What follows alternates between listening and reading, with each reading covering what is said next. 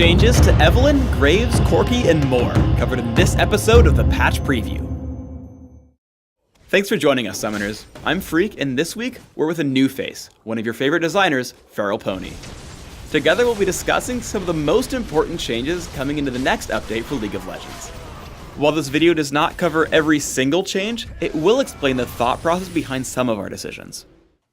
In this patch, we're going to be making a change to the Abyssal Scepter item. What's our change and why are we doing it? So we initially designed Abyssal Scepter as an item for AP tanks and really short-range casters, like Diana and Amumu. But due to the long range of the aura, it ended up being extremely effective on almost any caster, regardless of their build or their opponent.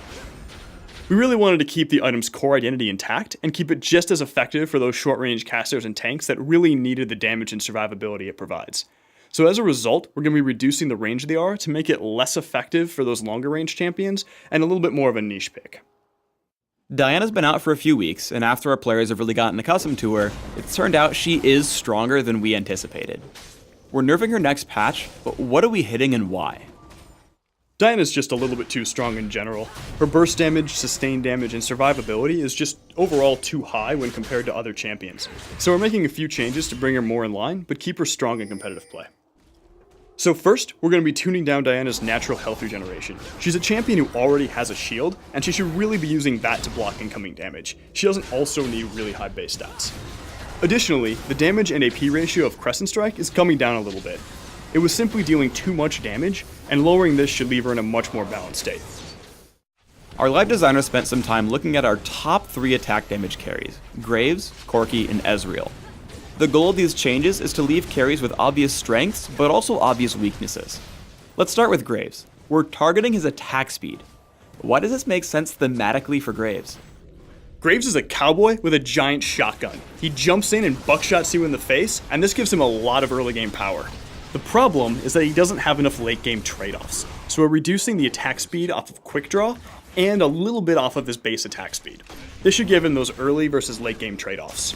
So ultimately, this should make him a really strong early game champion, and give him those trade-offs so he's not a no-brainer.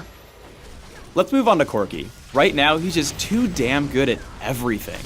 So in this patch, we're nerfing his mobility and poke potential. What are we changing and why? One of the things that makes Corki probably the most fun to play is the fact of how much area of effect damage and how much burst damage he brings to a fight. He excels at this role over pretty much every other carry in our game.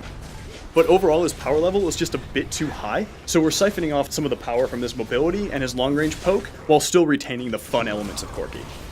So we're increasing the cooldown on Valkyrie a little bit, so that way he just jumps around a little bit less in teamfights and relies more on proper positioning. In combination with Corki's other strengths, his long-range harass was a little bit too strong because he had missiles up all the time. He was just generating ammo too quickly. As a result, we're going to increase the time it takes him to generate a missile, but we're keeping the number of missiles the same. So he'll still be able to put out tons of damage and bring a lot to the team. Ezreal's really known for long-range poke, high mobility, and of course, pulse fire energy. This patch, we're looking at nerfing Essence Flux and buffing Mystic Shot. What is this going to do for Ezreal? So the first thing we're doing with Essence Flux is we're reducing the width of the missile a bit. Essence Flux was kind of a no-brainer pick in lane. The actual width of the missile actually was bigger than the visual effect, so people, even when they thought they dodged it, would still get hit with it. This in combination with really high base damage, low mana cost, and the ability to pass over minions, made it really, really strong and lacked a lot of counterplay for your opponent. A lot of players really like kind of hybrid Ezreal or AP Ezreal, and we didn't really want to indirectly hurt those builds that aren't really being a problem. So we ended up increasing the AP ratio in Essence Flux quite a bit, so those players will actually end up seeing an increase in damage late game. Mystic Shot is really Ezreal's most fun basic ability, but the mana cost was a little bit too high, and it caused him to resort to other abilities.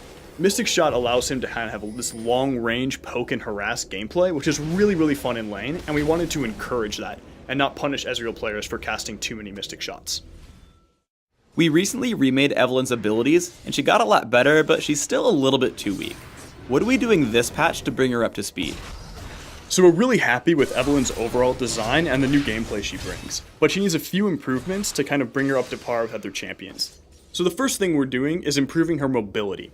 We've lowered the cooldown time on Dark Frenzy and gave her the ability to pass through minions so that Evelynn can get closer to her enemies faster while this ability is active. We've also made a few adjustments to her stealth, making it so that she can get closer to her enemies before being detected. So to improve her viability in teamfights late game, we've significantly lowered the second and third rank of her ultimate's cooldown. These changes to Evelynn should help her early ganking as well as her ability to contribute more in teamfights late game. That's it for this episode of the League of Legends Patch Preview. Please subscribe to the Riot Games YouTube channel above and leave us your comments just below the video. Thanks for watching.